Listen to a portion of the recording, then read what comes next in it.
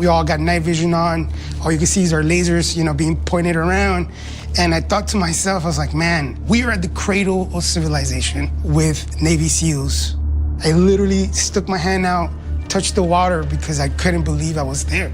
They dropped us off on the bank and we foot patrolled into the city center. We engaged an enemy fighter on the way in. We took down the buildings that would later become the combat outposts where the Army would establish a permanent position along with their Iraqi soldiers. I can only imagine for Dave and his Marines that was way out of their comfort zone, and it was awesome because the bad guys had absolutely no idea we were there. It was a really dangerous, really violent, really aggressive strategy that required us to sit and live inside the city.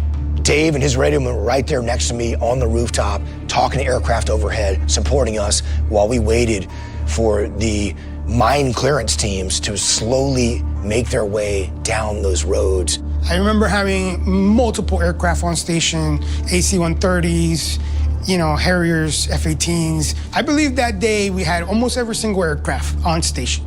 Jocko and our headquarters helmet arrived along with the battalion leadership, and now there were hundreds of soldiers clearing buildings all around us. We realized we couldn't do a lot for these soldiers and Marines that were pushing out into the blocks around the buildings that we were sitting in the sniper overwatch position. So we pushed about 350 yards down the street outside of the Army's defensive perimeter. Literally started, you know, bounding from street to street, just nonstop moving. Took down a 4-story apartment building, set our snipers up in place, and were able to disrupt a bunch of major attacks that happened on the combat outposts. The trouble was, we proved to be so effective that we had to extend for another 24 hours beyond what we'd planned.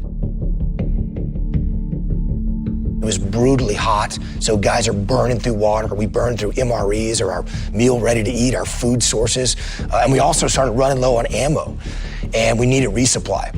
The SEALs were to essentially load up a stretcher filled with these heavy water jugs, and they were going to sprint these several hundred yards down the road to get into this building. And I'm the guy who's coordinating the aircraft, but I also have to provide cover for them because they can't carry and use their weapons while they're doing this, what we call the stretcher run. We grabbed a stretcher and we ran down the street with an empty stretcher as fast as we could. This is broad daylight. We navigated through the concertina wire and past the tanks and back to the combat outpost. We loaded down the stretcher with as much gear as we could possibly carry.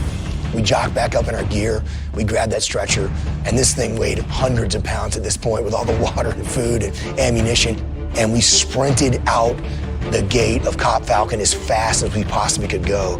And I'm doing my best to keep up with these SEALs who are in a flat sprint. And I remember the entire time as I'm running, I'm using my weapon to cover some enemy that are pointed at us from the north. We were huffing and puffing as fast as we could go in all our combat gear, weapon in one hand, other hand on the stretcher. And I looked over at Dave, his eyes were about this big.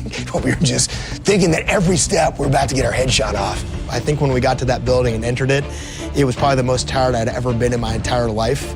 And really what it did is speak volumes to just how fit, strong, and capable the SEALs were. It was definitely a gut check. It was a serious physical evolution. Luckily, we made it back the 350 yards. I looked at Dave, and he looked back at me with a big smile of relief on his face. We laughed about it, but I got the impression that he probably was not too interested in doing that again. It's certainly a highlight of my career, and it spoke to the bond that I had with Lat's platoon and those SEALs and my Anglo team had. We were close. We were certainly brothers, and on one of the more dangerous things I ever did, I did it with those Navy SEALs.